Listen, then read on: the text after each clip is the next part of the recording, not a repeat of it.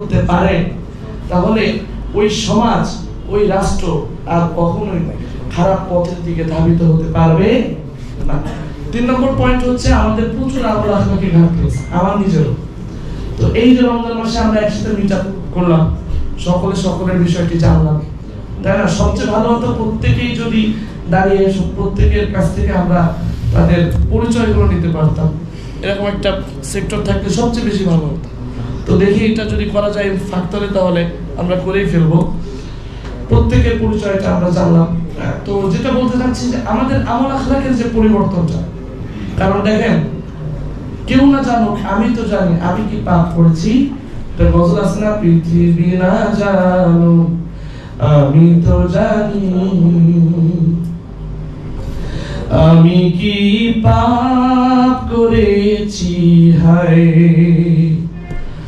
আমার পাপের করলে বিচার, বাঁচার আমার নাই উপায়, দয়াময় তুমি মাফ করো মাফ করো আমায়। আমি তো এই জায়গাটা আমাদের একটু চেঞ্জ করা দরকার। আর তারপর সম্পর্কে ইনশাআল্লাহ নাহিদ ভাই কথা বলবে। তো এইটা যদি আমরা একটু চেঞ্জ করার চেষ্টা করি, কারণ দেখেন গতকালকে আগের দিন আমি নাহিদ ভাইকে বলছিলাম, নাহিদ ভাই এত ভালো হাফেজ আপনারা, আমি নাহিদ ভাইকে রমজানের মধ্যে একদিন দেখি নাই যে সে তার তারাবির তেলাওয়াতটা আলাদাভাবে পড়ছে, আমি তাকে দেখি নাই।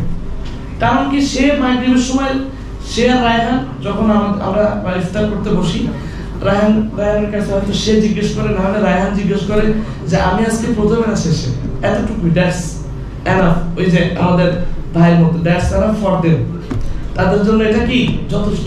তো এই যে এত ভালো হাফেজ কিভাবে তৈরি হচ্ছে জানেন? কিভাবে তৈরি হয়েছে? একটু আমাদের উস্তাদদের দিকে তাকান, যারা আমরা অনেক ভালো ইয়াদ করতে পেরেছি। মোস্ট অফ দ্য উস্তাদ আছেন, তাদের এমন কোন আমল রয়েছে যে আমল আল্লাহ পাক রব্বুল আলামিনের কাছে এতটাই গ্রহণযোগ্য যে তাদের আমলের বরকতে আমরাও বরকত পেয়েছি। কিন্তু আমরা আমাদের নিজেদের দিকে যদি তাকাই, যে আমরা যদি পরবর্তী বিশ্বকে আমরা ভালো হাফেজে কোরআন উপহার দিতে চাই, আমাদের আমল আখলাকের দ্বারাই কি আমরা আমলি আখলাকি ওয়ালা হাফেজে কোরআন বানাতে পারবো?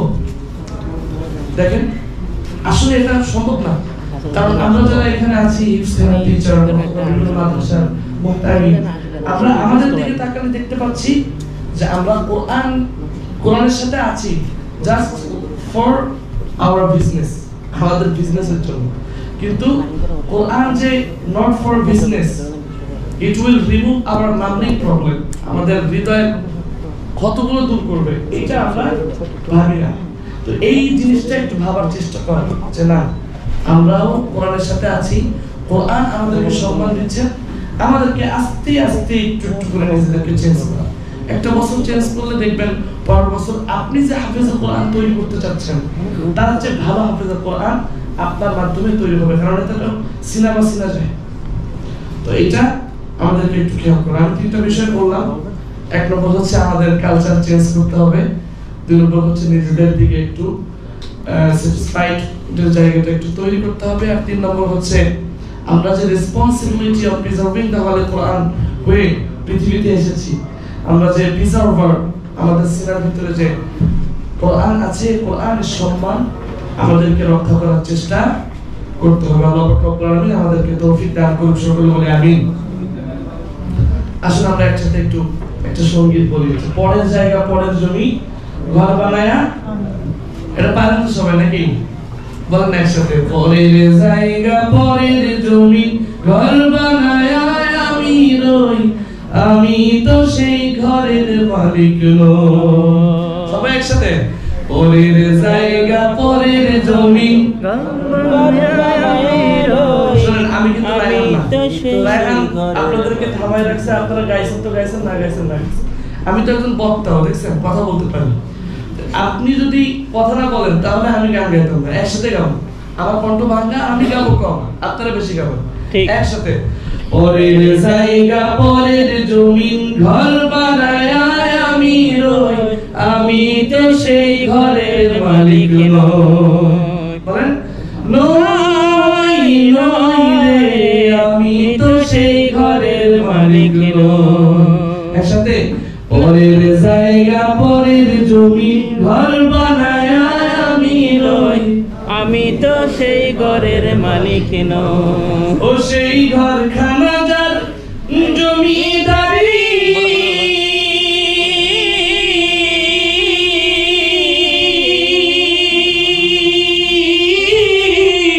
আমি পাই না তাহার হুকুম সারি। ও সেই ঘরখানা যার জমিদারি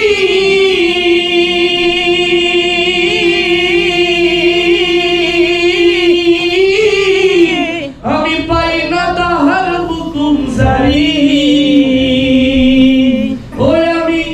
ওই আমি পাই না জমিদারের দেখা, আমি পাই না জমিদারের দেখা, মনের দুঃখ কারে কই আমি তো সেই ঘরের মালিক নই নই রে আমি তো সেই ঘরের মালিক নই। পরের জায়গা পরের জমিন ঘর বানায় আমি রই, আমি তো সেই ঘরের মালিক নই। সবাই গাইতেছে না? পরের জায়গা পরের জমিন ঘর বানায় আমি রই, আমি তো সেই ঘরের মালিক নই। জমিদারের ইচ্ছে মতো দেই না জমি চাষ, তাই তো ফসল ফলে না রে দুঃখ পাহাড় মাছ। জমিদারের ইচ্ছে মতো দেই না জমি চাষ, তাই তো ফসল ফলে না রে দুঃখ পাহাড় মাছ।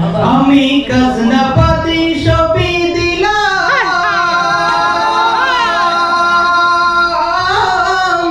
তবু জমিন আমার হই যে নিলাম।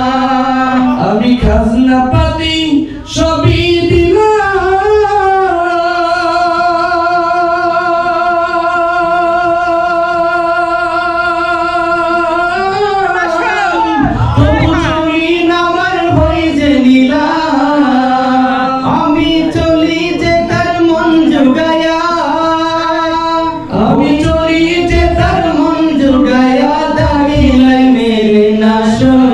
আমি তো সেই ঘরের মালিক নই নই রে আমি তো সেই ঘরের মালিক নই। পরের জায়গা পরের জমি ঘর বানায় আমি রই, আমি তো সেই ঘরের মালিক নই। সবাই আমি জায়গা পরের জমি ঘর বানায় আমি রই, আমি তো সেই ঘরের মালিক নই রে আমি তো সেই ঘরের মালিক নই। দুয়ারে আইসাছে পালকি নায়রি গাও তুলো রে তুলো, মুখে আল্লাহ রাসূল সবে বলো, মুখে আল্লাহ রাসূল সবে বলো। দুয়ারে আইসাছে পালকি নায়রি গাও তুলো রে তুলো, মুখে আল্লাহ রাসূল সবে বলো, মুখে আল্লাহ রাসূল সবে বলো। এভাবে সাপোর্ট থাকলে আমরা সারা রাত গান গাইতে পারবো নাকি? একসাথে আরেকটা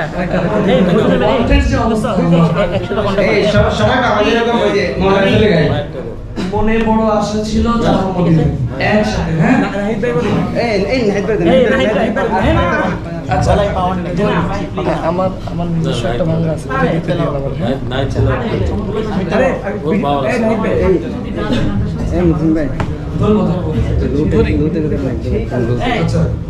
আমাদের নাহিদ একটা গান গাবে, এটা হলে একটু দ্বারা মায়ে গেছে না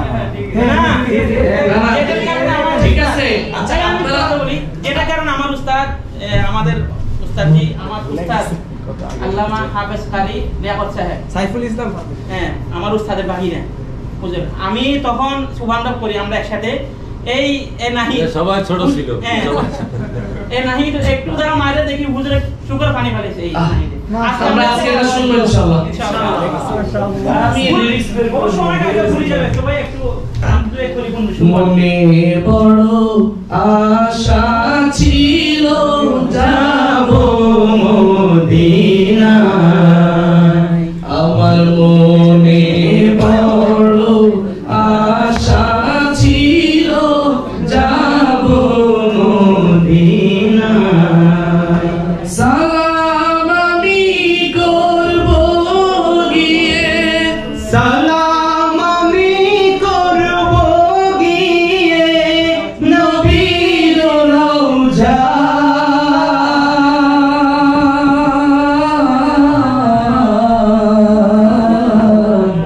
মনে বড় আশা ছিল যাব মদিনায়, আমার মনে বড় আশা ছিল যাব মদিনায়, আরব সাগর পাড়ি দেব নেই কো আমার তরি,